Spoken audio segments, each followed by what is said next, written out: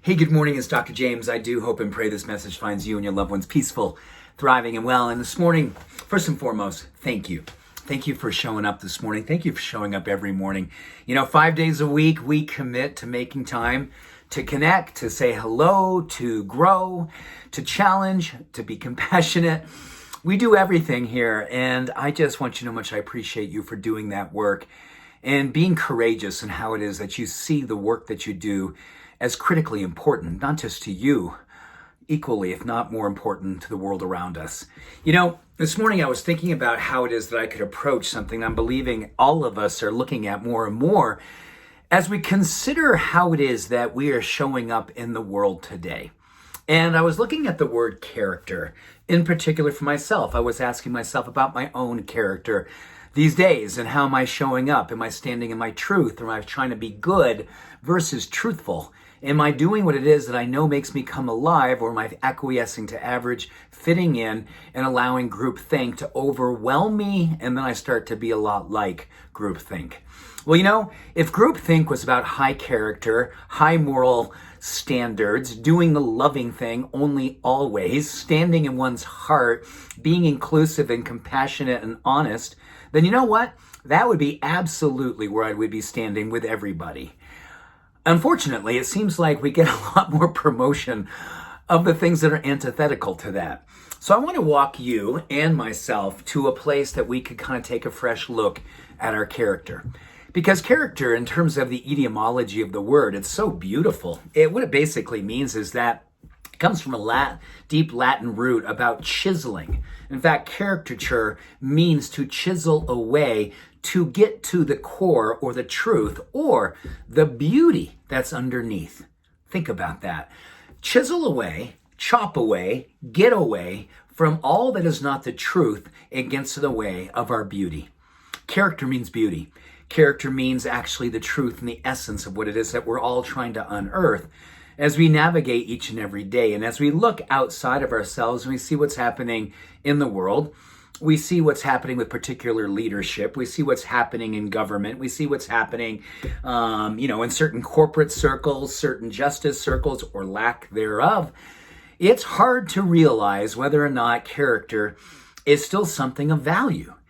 But here's what's beautiful about the word character and its relationship to science and emotional well-being, I believe, core spirituality.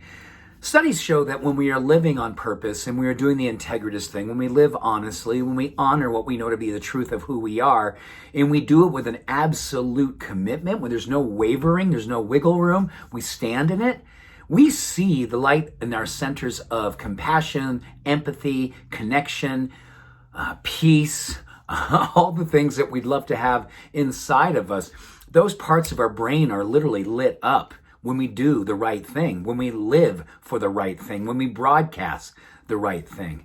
And equally important, if you're wondering how this shows up around you, what we also know is that the mirror neurons, which every human being has, and many mammals have these mirror neurons, and we actually use them to see what it is that is the truth, what is the thing that we should be looking, and we can tell the truth.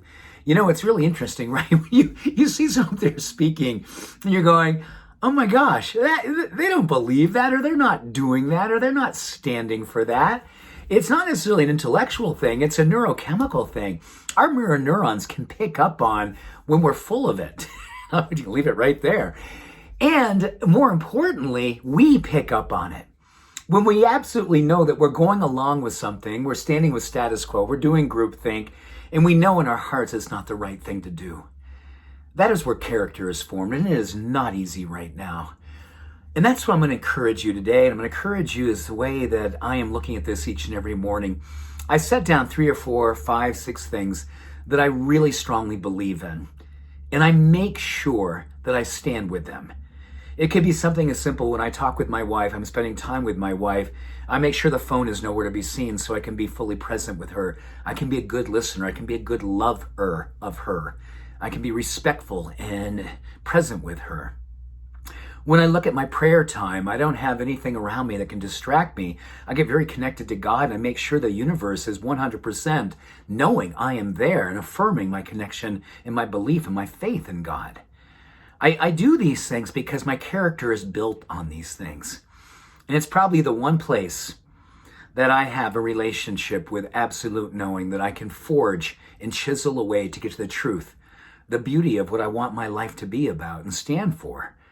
So when I stand with what I believe to be the principles and practices and the moral character of what I want my life to represent, it is as much a neurochemical as a spiritual experience, and it elevates me, and I know it elevates those around me. It's not an ego thing. It's a character thing. It's a leadership thing. It's a human thing. And you don't need a title to do this. You just need to stand with what you know to be true and do it. Character, forging, chiseling, cutting away all that is not the truth to stand with conviction about what is true, the beauty of who you are. I see you. I believe in you. Thank you for your character. Much love and every blessing. Have a beautiful day. Bye for now.